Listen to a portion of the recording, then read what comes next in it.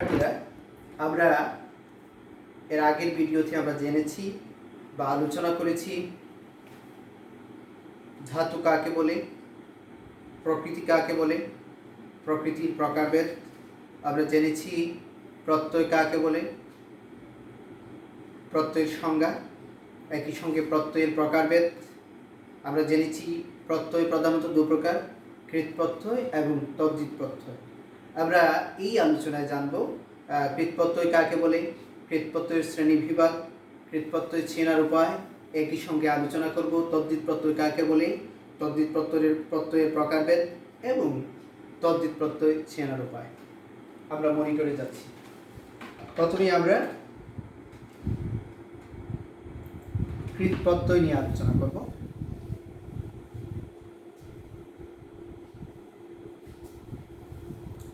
ক্রিয়া প্রকৃতির সঙ্গে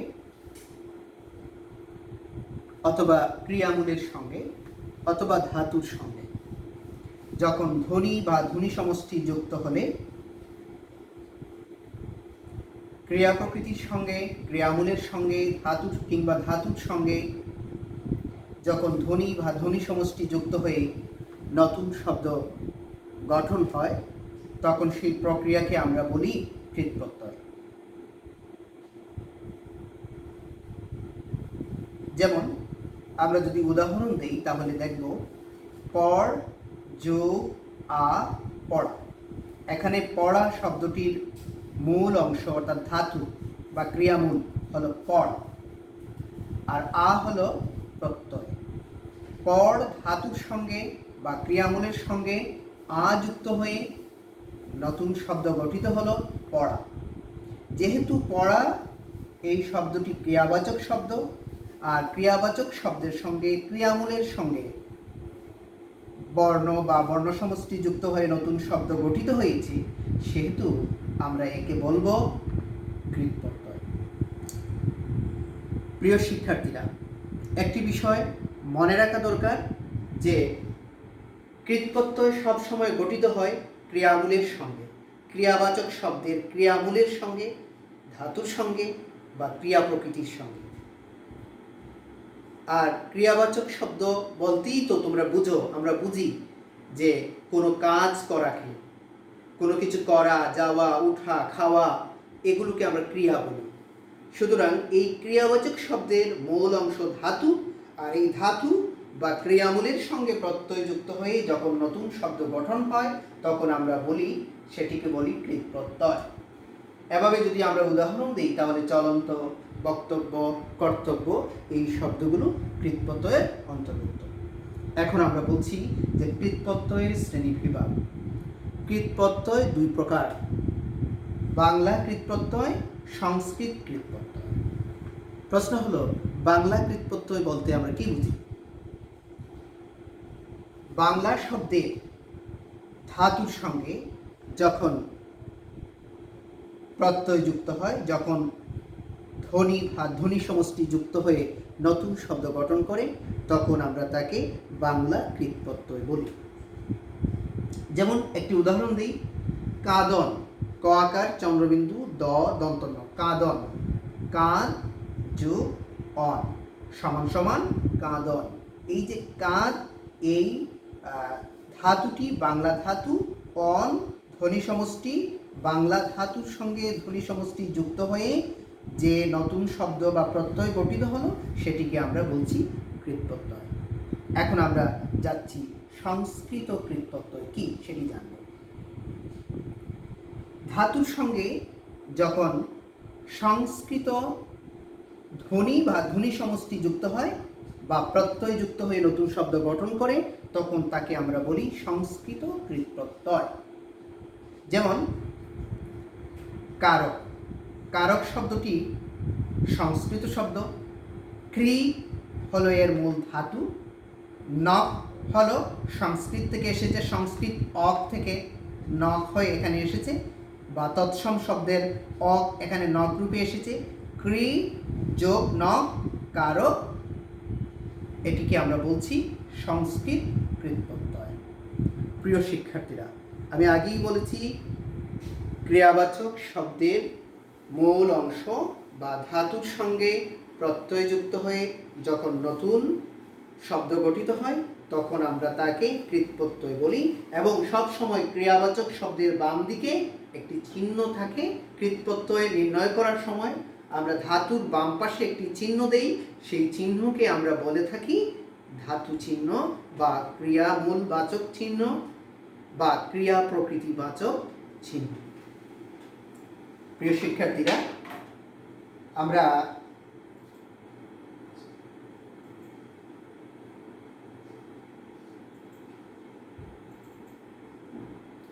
এ পর্যায়ে আলোচনা করব তদ্দিক প্রত্যয় কি।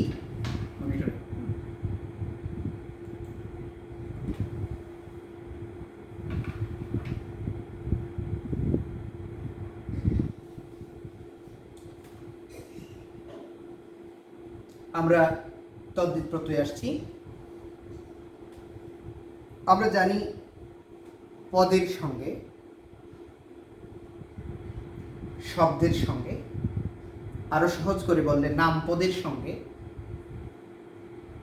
যেসব ধ্বনি বা ধ্বনি সমষ্টি যুক্ত হয়ে যখন নতুন শব্দ গঠন করে তাকে আমরা তদ্দিক প্রত্যয় বলে থাকি। আমি আবার বলছি, শব্দের সঙ্গে অথবা পদের সঙ্গে অথবা নাম পদের সঙ্গে, নাম পদের শেষে যেসব ধ্বনি বা ধ্বনি সমষ্টি যুক্ত হয়ে নতুন শব্দ গঠন করে তখন আমরা তাকে তদ্দিক প্রত্যয় বলি। যদি আমরা একটি শব্দকে ভাঙি, যেমন নাগরিক, নাগরিক শব্দটিকে ভাঙলে আমরা পাবো নগর যোগ ইক সমান প্রত্যয় যুক্ত নতুন শব্দ নাগরিক। নাগরিক শব্দের মূল অংশ বা প্রকৃতি হলো নগর, এটি নাম প্রকৃতি। যোগ ইক হলো ধ্বনি সমষ্টি যেটি প্রত্যয় রূপে এসেছে, যুক্ত হয়েছে। আর নবগঠিত শব্দের নাম হলো নাগরিক, প্রত্যয়ের নাম হলো তদ্দিত প্রত্যয়।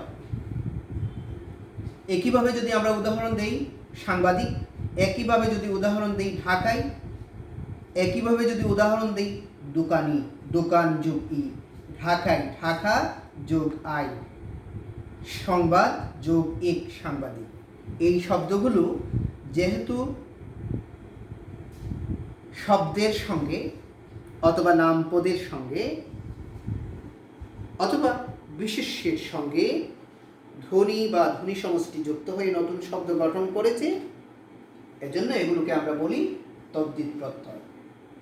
এখানে একটি বিশেষ বিষয় মনে রাখতে হবে তোমাদেরকে, যে তদ্দিত প্রত্যয়ে আর ধাতু চিহ্ন লাগে না। ধাতু চিহ্ন শুধু কৃৎপ্রত্যয়ের ক্ষেত্রে ব্যবহৃত হয়, কিন্তু তদ্দিত প্রত্যয়ের ক্ষেত্রে কোনো রকম ধাতু বা প্রকৃতি, যেহেতু এটা ধাতু নয়, এটা প্রকৃতি, সুতরাং এখানে আর ধাতু চিহ্ন লাগে না। এখন আমরা বাংলা তদ্দিত প্রত্যয়ের শ্রেণী বিভাগ করব। আমরা এখন তদ্দিত প্রত্যয়ের শ্রেণী বিভাগ করব। তদ্দিত প্রত্যয়কে আমরা 3 ভাগে ভাগ করতে পারি: বাংলা তদ্দিত প্রত্যয়, সংস্কৃত তদ্দিত প্রত্যয়, বিদেশি তদ্দিত প্রত্যয়। আমরা আলোচনা করছি বাংলা তদ্দিত প্রত্যয়। বাংলা ভাষার শব্দের সঙ্গে, বাংলা ভাষায় ব্যবহৃত শব্দের সঙ্গে যখন প্রত্যয় রূপে ধ্বনি বা ধ্বনি সমষ্টি ব্যবহার হয়ে বা যুক্ত হয়ে নতুন শব্দ গঠিত হয় তখন আমরা তাকে বাংলা তদ্দিত প্রত্যয় বলি।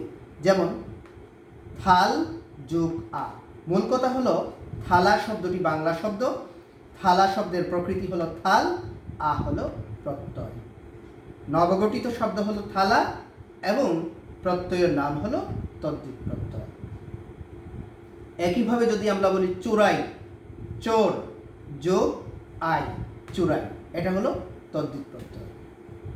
কারণ চোরাই শব্দটি বাংলা, চোরাই শব্দের মূল প্রকৃতি চোর, আর আইটি হলো প্রত্যয়। এখন আমরা যাচ্ছি সংস্কৃত তদ্দিত প্রত্যয়। সংস্কৃত বা তৎসম শব্দের পরে যখন ধ্বনি বা ধ্বনি সমষ্টি প্রত্যয় রূপে যুক্ত হয় সংস্কৃত বা তৎসম শব্দের পরে যখন ধ্বনি ধ্বনি সমষ্টি যুক্ত হয়ে নতুন শব্দ গঠন করে তখন আমরা তাকে সংস্কৃত তদ্ধিত প্রত্যয় বলি। যদি আমরা আণবিক শব্দটি দেখি, মূলত আণবিক শব্দটি হলো একটি সংস্কৃত শব্দ।